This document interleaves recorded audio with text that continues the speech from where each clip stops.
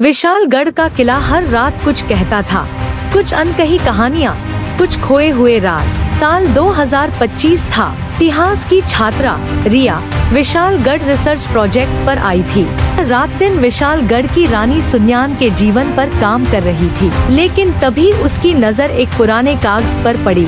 उस पर सिर्फ एक लाइन लिखी थी, दीवार बोले वहाँ रानी सोई। रिया चौंकी, कोई पहेली लग रही थी। दीवार को ध्यान से देखना शुरू किया। एक रात जब वह अकेली किले में घूम रही थी, उसे पश्चिमी कक्ष की एक दीवार पर कुछ अजीब कंपन महसूस हुआ।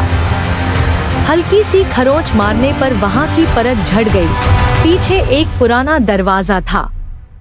रिया ने मशाल जलाकर दरवाजा खोला। एक संकरी सीढ़ी नीचे जा रही थी। सीढ़ियों से उतरते हुए उसे एक सुरंग मिली और सुरंग के अंत में एक कमरा, धूल से भरा हुआ, लेकिन बीच में एक छोटी सी चंद्राकार समाधि। कमरे की दीवारों पर खून से लिखा था, मैं मरी नहीं हूँ, मैं इंतजार कर रही हूँ। रिया के शरीर में सिहरन दौड़ गई।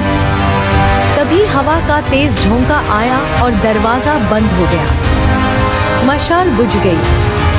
अंधेरे में किसी की सांसें सुनाई दी। किसी और की मौजूदगी महसूस हो रही थी।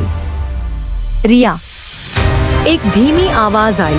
रिया ने डर के मारे दीवार पर हाथ मारा और अचानक उसे एक खंभे के पीछे छुपी संदूक मिल गई। खोलने पर उसमें विशालगढ़ की रानी की तलवार, एक चिट्ठी और एक लॉकेट था। चिट्ठी में लिखा था, तो इस तलवार को पाए वही मेरी शक्ति का उत्तराधिकारी होगा।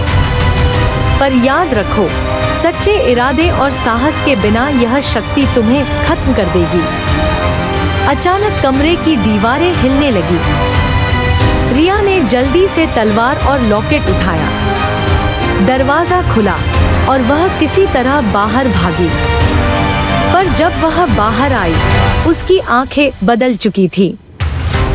अब उसमें रानी सुन्यान की ज्वाला दिख रही थी। क्या रिया अब विशालगढ़ की नई रानी थी, या रानी सुन्यना की आत्मा ने उसे अपने शरीर के रूप में चुन लिया था? सवाल अभी भी वही था, क्या रानी सुन्यना वाकई मरी थी? अरे बेटा, अभी तक लाइक नहीं किया और चैनल को सब्सक्राइब भी नहीं किया, जल्दी से कर दो ना।